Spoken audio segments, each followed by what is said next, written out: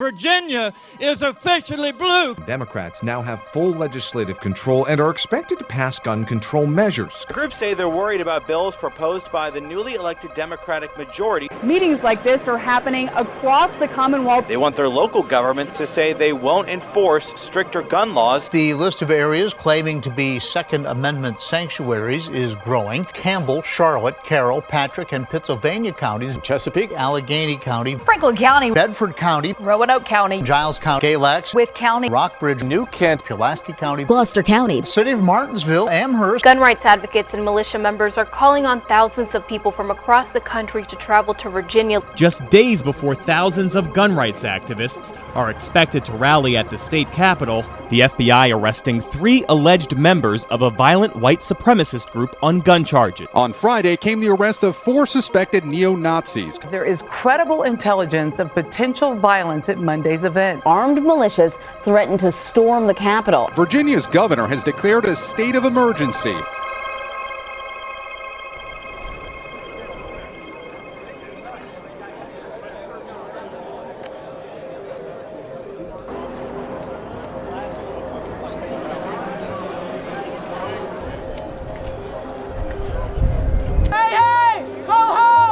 Racist Northam's got to go! Hey, hey! Ho, ho! Racist Northam's got to go! Hey, hey! Ho, ho!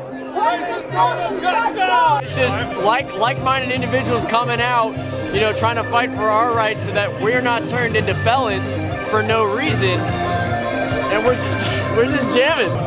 ARs, AKs, bolt actions, pistols. I mean, if it's a handgun or it's any kind of gun, yeah, carry it, Because the Russians already talked to me, so. I really don't think our governor is smart enough to understand. One side wants to ban things, the other side says, no, you're not banning. No compromises. The Constitution is not to be bargained with. It's the inheritance of my grandchildren.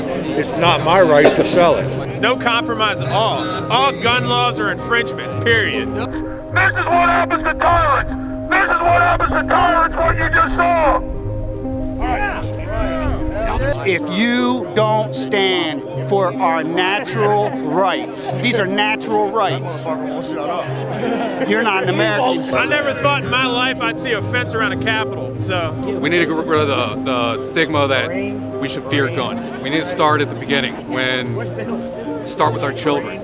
Teach them about guns. I don't have a political party. I'm here because I'm an individual person and I want to keep my guns and I just want to be left behind. I feel safe even when I ain't got nothing in my hands, because that's the one thing that they try to take away from us the most in America. They try to instill this sense of fear in our people. They got global warming. They got this, they got that. Now, all of a sudden, we're all a bunch of radical white supremacists. A lot of this, we're all white supremacists. Pretty cool, dude. I don't have any issues with him, so. Hey, are you a white supremacist? This is blackface.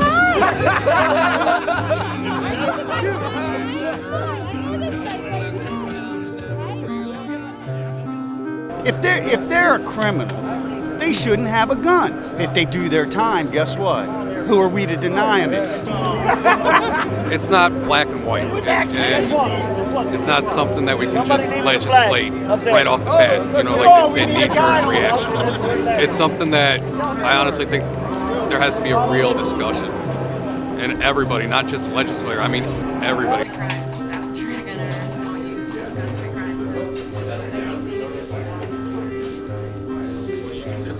We are really the only gun violence prevention group here, so we're representing all of the other coalitions and students who couldn't make it here today because of the intensity of the environment we're in.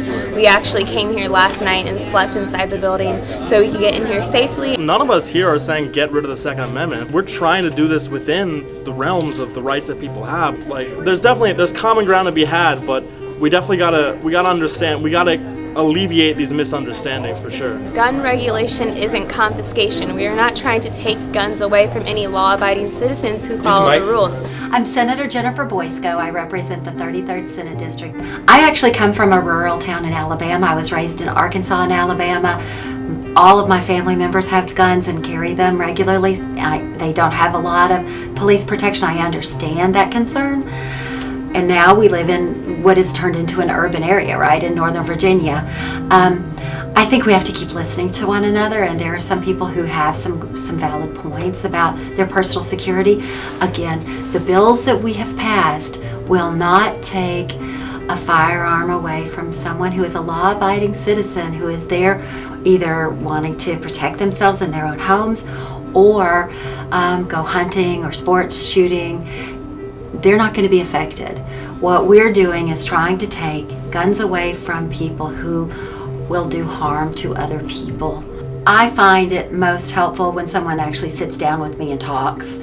And I had a few people who did that, and I appreciate them for spending the time to have a real conversation that had some substance. They sat down, they explained where they thought there might be problems with constitutionality or with the civil rights of an individual, which I listened to.